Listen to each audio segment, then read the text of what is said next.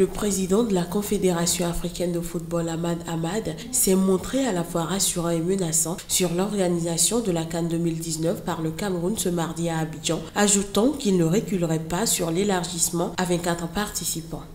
Si le pays qui l'accueille n'arrive pas à l'organiser, nous trouverons un pays qui va organiser. Les autorités du pays, jusqu'au sommet de l'État, ils nous ont toujours confirmé qu'ils seront prêts. On laisse au pays de travailler avec un cabinet privé indépendant, sans influence de qui que ce soit. C'est à eux de nous fournir les éléments qui nous permettra après de dire que le Cameroun sera prêt ou le Cameroun ne sera pas prêt, mais on ne négocie en rien.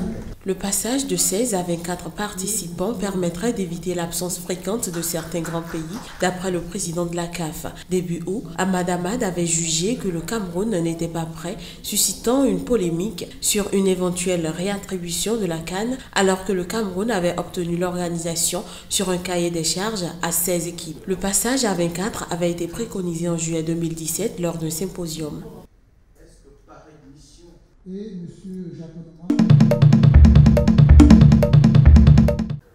C'est le premier procès d'une série qui implique des personnalités de la mouvance de l'ex-président ivoirien qui seront jugées ces prochaines semaines dans des affaires distinctes. Hubert Oulaye s'est présenté devant les juges de la cour d'assises d'Abidjan ce lundi 18 décembre. L'ancien ministre de la fonction publique sous le régime de Laurent Gbagbo est accusé de complicité d'assassinat de casques bleus de l'ONU dans le pays en 2012. L'audience à peine ouverte a été rapidement suspendue.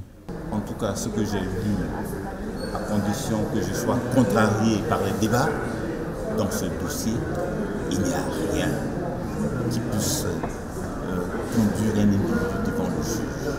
Rien du tout. Rien. Si ce n'est les motivations politiques. L'un des co-accusés d'Hubert Oulaye s'est présenté à la cour sans avocat.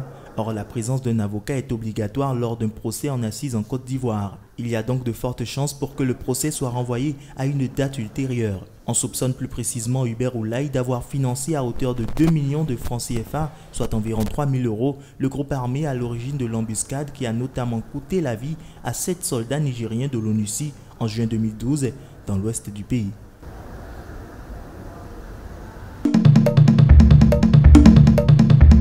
The distribution of votes is as follows.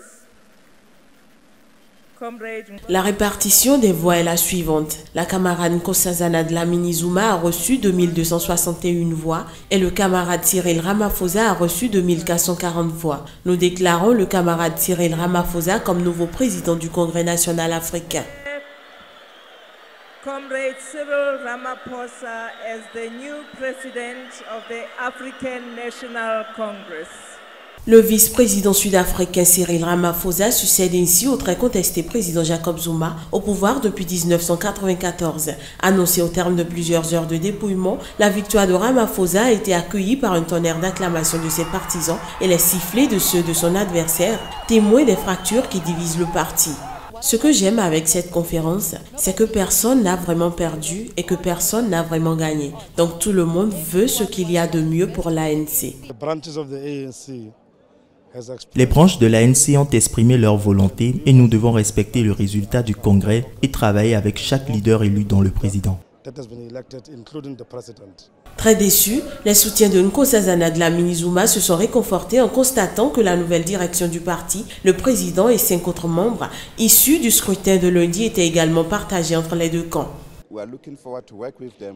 Nous sommes impatients de travailler avec eux pour reconfigurer l'alliance, rénover son mode d'opération, s'assurer que nous sommes capables collectivement de combattre l'appropriation de l'État par les entreprises, de revitaliser l'ANC et de la reconnecter avec sa base et faire avancer notre révolution, ainsi que de regagner la confiance perdue de notre peuple.